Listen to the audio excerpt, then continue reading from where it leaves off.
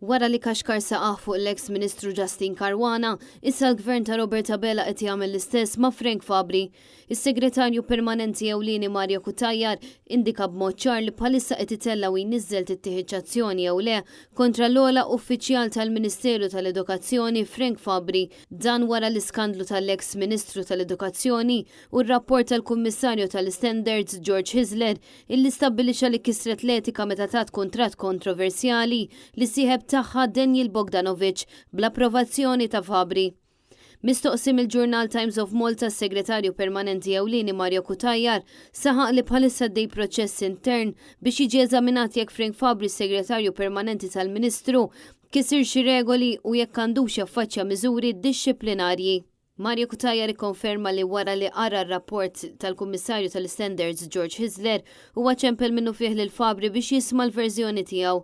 Kutajjar sostna li bħalissa dejja proċedura interna biex jiġu stabbiliti l-fatti u jara x'ġara eżatt fuq bażi ta' servizz pubbliku.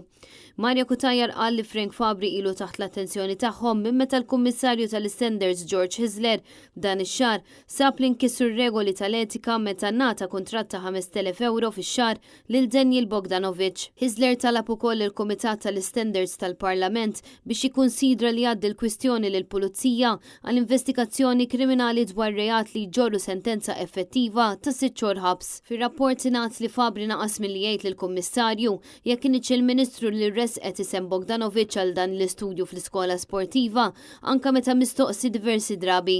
Dan il-fatt ġie konfermat aktar tard minn impjegat ieħor tal-Ministeru. Intant il-Union tal-Edukaturi Professjonali kitbet lill-Kummissarju tal-Pulizija Angelo Gafà fejn talbet li ssir investigazzjoni kemm fuq Justyne Caruana kif ukoll fuq Frank Fabri. Ir-rapport ta' Hisler jenfasizza l-possibilità ta' investigazzjoni dwar ksur potenzjali tal-artikolu 124 u 125 tal-Kodiċi Kriminali. Dawk l-artikoli konċernaw uffiċjali pubbliċi li jieħdu interess privat fil-ħruġ ta' ordnijiet jew kuntratti u jġorru pena ta' ħabsa massimu ta' 6 xhur. Min-naħa tagħha Caruana ċaħdet li għamlet xi ħaġa ħażina u qalet li se tikkontesta r-rapport fil-Qorti Kostituzzjonali. Intant fil-jiem li għaddew net news bad diversi mistoqsijiet lil Frank Fabri rigward dan il-każ, madankollu s'issa dawn baqgħu mhux imwieġba.